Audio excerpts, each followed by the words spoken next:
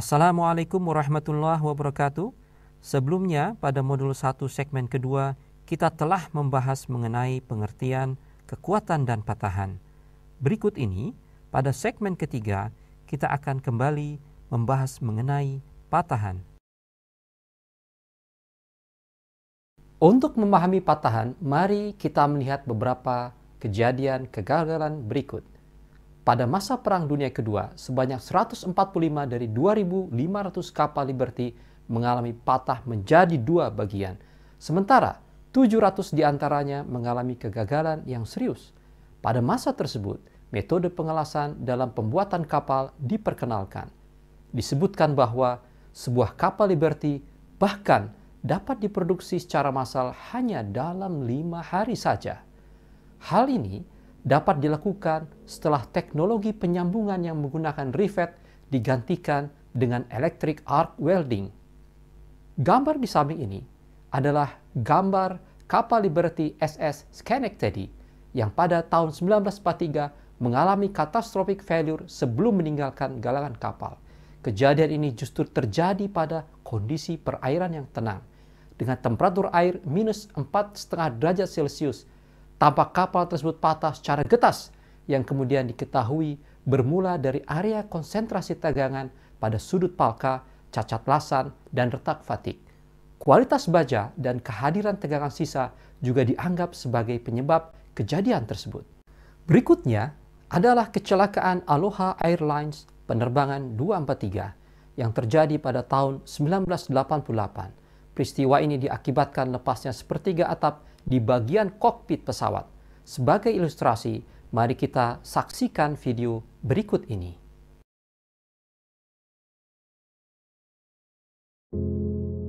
Sebelum kejadian, salah seorang penumpang melihat dan mengetahui adanya retakan kecil berukuran sekitar 15 cm yang berada dekat dengan pintu depan pesawat.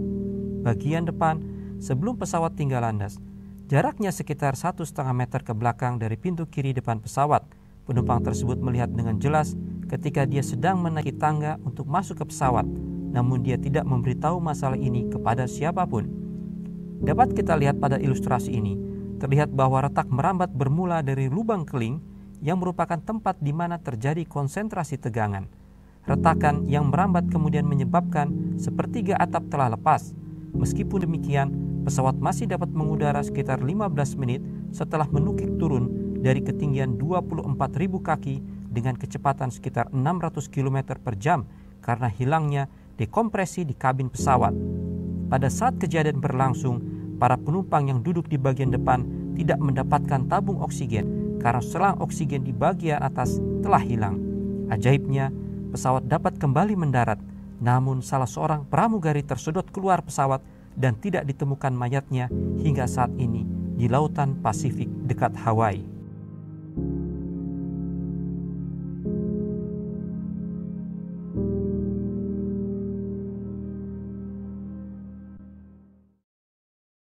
Pada kasus di industri migas, lingkungan yang korosif atau kombinasi lingkungan yang korosif dan tegangan dapat menyebabkan munculnya cacat-cacat atau retak pada dinding suatu gas pipeline. Retak atau cacat tersebut dapat tumbuh memanjang atau bertambah dalam sejalan dengan waktu operasi, yang mana kemudian dapat menurunkan kekuatan sisa atau remaining strength dari pipa tersebut, sehingga memicu terjadinya kegagalan. Kejadian seperti ini tentu tidak diinginkan karena menyebabkan kehilangan yang cukup besar, baik jiwa, ekonomi, maupun lingkungan. Temperatur yang rendah turut mempengaruhi sifat mekanik bahan. Pada temperatur rendah, bahan khususnya paduan logam cenderung menjadi getas. Ambil contoh kejadian yang sangat terkenal, yaitu karamnya kapal Titanic pada tahun 1912. Kejadian ini menewaskan 1.532 dari 2.200 penumpang dan awak kapal. Pada saat kejadian, temperatur air laut sekitar minus 2 derajat Celcius. Pada temperatur rendah tersebut, bahan cenderung bersifat getas. Perhatikan grafik hubungan antara ketangguhan dalam bentuk energi impak yang diserap versus temperatur. Pada gambar tersebut, kita melihat bahwa Dengan menurunnya temperatur, maka terjadi pula penurunan energi impak atau penurunan ketangguhan bahan, di mana baja yang awalnya bersifat ulet berubah menjadi getas. Pada kasus Titanic ini, teknologi penyambungan pelat kapal saat itu masih dilakukan dengan menggunakan paku keling atau rivet, sehingga menyebabkan lubang rivet menjadi tempat konsentrasi tegangan pada baja yang getas, dan kemudian dengan mudah merintis perambatan retak saat menerima beban. Pada kenyataannya, hingga kini kehadiran retak atau cacat yang dianggap menyerupai retak pada suatu komponen atau struktur seringkali sulit dihindari. Sebagai contoh, inklusi pada baja yang ditunjukkan oleh tanda panah pada gambar ini. Inklusi dapat menjadi tempat bagi inisiasi dari perambatan retak. Oleh karenanya, menciptakan suatu produk paduan logam untuk suatu komponen tanpa cacat merupakan tantangan yang nyata bagi seorang metalurgis. Tantangan untuk menghindari terbentuknya cacat-cacat tersebut dimulai dari proses pembuatan paduan logam, kemudian berlanjut pada proses pembentukan logam, proses manufaktur, juga saat penyambungan komponen atau struktur, dan bahkan hingga proses instalasi dan juga operasi dari komponen atau struktur tersebut. Kegagalan suatu struktur dibagi menjadi dua kategori, yaitu yielding dominant dan fracture dominant. Pertama, kegagalan yang didominasi oleh deformasi plastis. Pada kegagalan ini, deformasi plastis terjadi pada area yang luas pada komponen atau struktur. Cacat-cacat yang penting yang mengendalikan ketahanan terhadap deformasi plastis pada logam, antara lain atom-atom interstisi, batas-batas butiran, presipitat, dan lain sebagainya. Sementara itu, pada kegagalan yang didominasi oleh patahan, deformasi plastis terjadi secara lokal pada lokasi cacat atau defek. Cacat-cacat yang berperan penting pada kegagalan ini adalah cacat-cacat makroskopis, antara lain cacat lasan, porositas, cacat penempaan, retak akibat fatik, retak akibat korosi tegang, dan lain sebagainya. Perhatikan ilustrasi berikut untuk melihat perbedaan keduanya. Pada yielding dominant terlihat adanya perubahan bentuk pada struktur pada lokasi yang mengalami kegagalan. Sementara itu, pada fracture dominant tidak terdapat adanya deformasi plastis atau perubahan bentuk yang nyata pada area patah. Gambaran skematis berikut ini memperlihatkan kepada kita bagaimana perbedaan patah pada benda getas dan ulet saat suatu bahan diberikan beban tarik. Gambar A merupakan patahan getas, di mana pada area patah tidak terjadi reduksi penampang dari spesimen tarik. Keramik dan logam-logam yang didinginkan misalnya, patah menurut cara ini. Gambar C merupakan patah dari bahan yang sangat ulet. Kita dapat melihat terjadinya reduksi penampang yang sangat nyata pada lokasi patah atau putusnya spesimen tarik.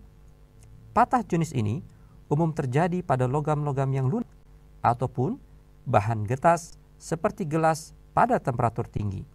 Sementara gambar B adalah kondisi patah di antara keduanya.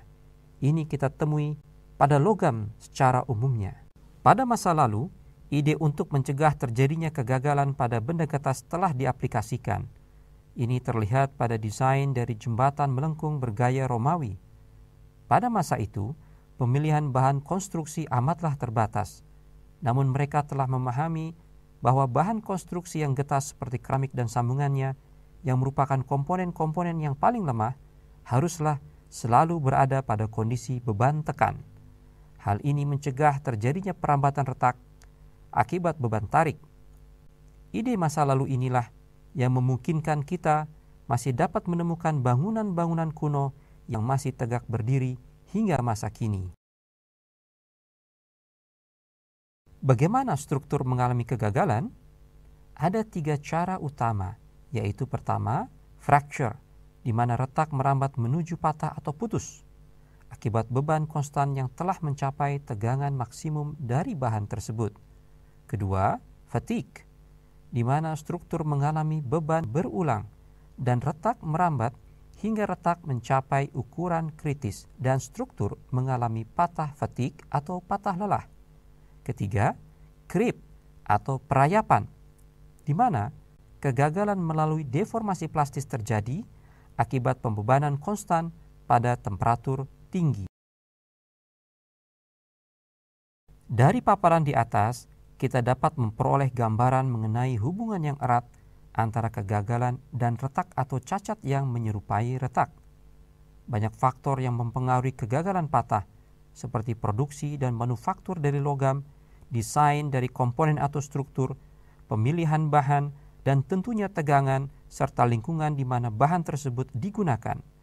Perilaku dan perambatan retakan pada bahan teknik perlu dipelajari, tentunya dengan tujuan untuk mencegah terjadinya patahan atau kegagalan. Inilah tujuan utama dari mekanika retakan. Mekanika retakan merupakan ilmu yang menjembatani bidang yang luas, mulai dari material science di mana fracture itu terjadi beserta proses dan kriterianya hingga terbentuknya area plastisitas di ujung retakan. Kemudian area applied mechanics, mulai dari fenomena plastisitas dan pengujian-pengujian dalam mekanika retakan. Kemudian area engineering, di mana teknologi kemudian mewujudkan aplikasi nyata dari paduan logam tersebut. Baiklah, demikian akhir dari modul pertama dari kuliah mekanika retakan. Sampai bertemu pada segmen berikutnya. Assalamualaikum warahmatullahi wabarakatuh.